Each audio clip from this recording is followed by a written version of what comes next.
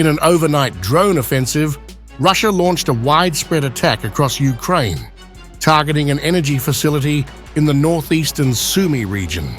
The Ukrainian Air Force reported that mobile drone hunter groups and air defense units successfully intercepted and downed 24 out of the 27 Russian drones deployed across 12 regions.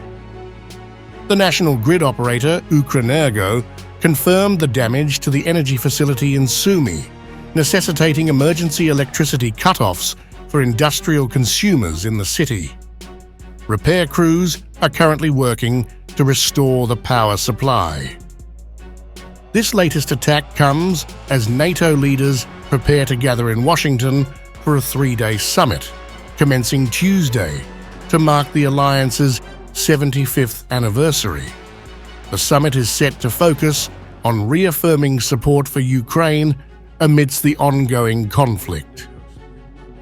NATO Secretary-General Jens Stoltenberg stated that the 32 member countries have been collectively spending around $43 billion annually on military equipment for Ukraine since the war's onset.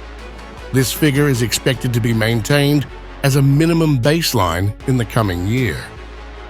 Stoltenberg anticipates that allies will decide to sustain this level of support at the summit. The costs will be distributed among nations based on their economic capabilities, with a review planned for 2025. However, two significant constraints remain. Ukraine's NATO membership will not be considered until the conflict ends, and no NATO troops will be deployed on the ground. Meanwhile, Russian President Vladimir Putin, in a statement following a meeting with Hungarian Prime Minister Viktor Orbán, reiterated Russia's conditions for peace talks, demanding that Ukraine withdraw its troops from the 4 regions annexed by Russia in 2022.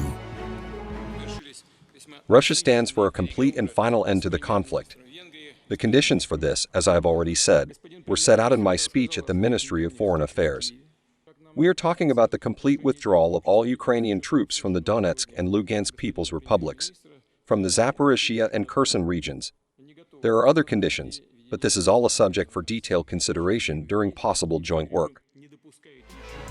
As the conflict continues into its 3rd year, the situation remains precarious, with both sides entrenched in their positions.